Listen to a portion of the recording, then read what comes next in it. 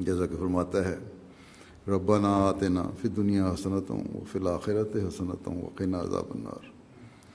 حضرت مسیح موعود علیہ السلام اس بارے میں فرماتے ہیں کہ انسان اپنے نفس کی خوشحالی کے واسطے دو چیزوں کا محتاج ہے۔ ایک دنیا کی مختصر زندگی اور اس میں جو کچھ مصائب اور شدائد ابتلا وغیرہ پیش آتے ہیں ان سے امن میں رہے۔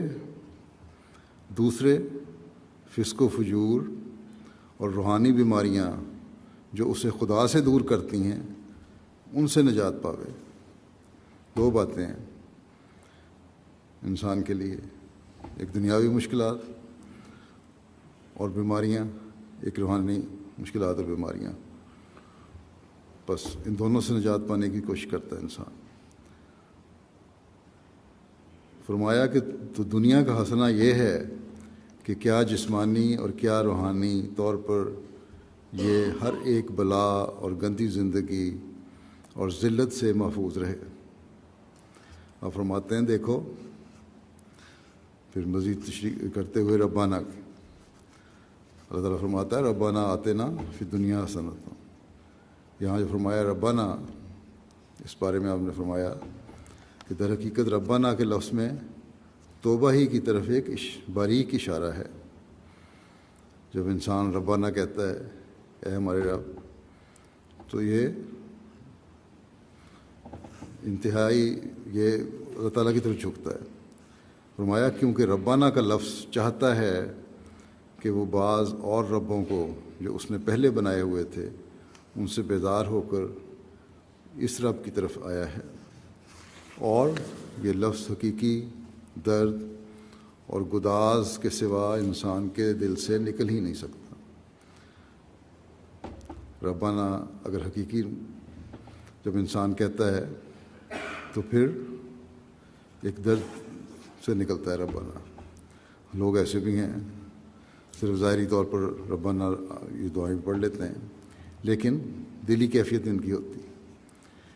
لیکن اگر انسان دلی کیفیت سے دعا مانگ رہا ہو تو تبھی حقیقت میں ربنا کا لفظ منہ سے نکلتا ہے۔ اور حضرت مسیح علیہ السلام کے مطابق تو کہ ربنا کا لفظ دل سے منہ سے نکل ہی نہیں سکتا جب تک حقیقی درد نہ ہو اور گداز نہ ہو۔ آپ فرماتے ہیں کہ اصل میں انسان نے اپنے بہت سے ارباب بنائے ہوئے ہوتے ہیں، اپنے ہیلوں اور دغا بازیوں پر اسے پورا بھروسہ ہوتا ہے، تو وہی اس کے رب ہیں۔ اگر اسے اپنے علم کا یا قوت بازو کا گھمنڈ ہے تو وہی اس کے رب ہے۔ اگر اسے اپنے حسن یا مال و دولت پر فخر ہے تو وہی اس کا رب ہے۔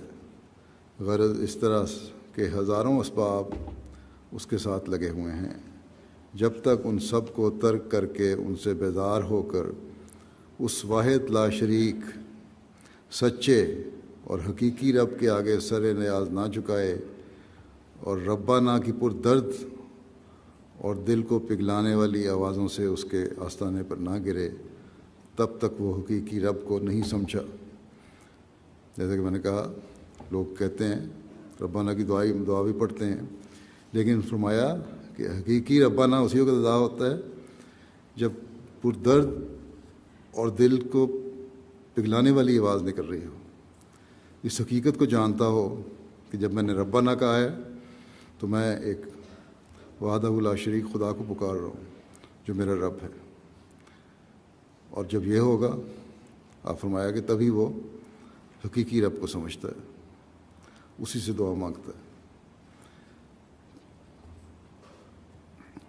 بس فرمایا جب ایسی دل سوزی اور جان گدازی سے اس کے حضور اپنے گناہوں کا اقرار کر کے توبہ کرتا اور اسے مخاطب کرتا ہے کہ ربنا، یعنی اصل اور حقیقی رب تو ہی ہے، تو ہی تھا، مگر ہم اپنی غلطی سے دوسری جگہ بہکتے پھرتے رہے۔ اب میں نے ان جھوٹے بتوں اور باطل معبودوں کو ترک کر دیا ہے، اور صدق دل سے تیری ربوبیت کا اقرار کرتا ہوں، تیرے آستانے پر آتا ہوں۔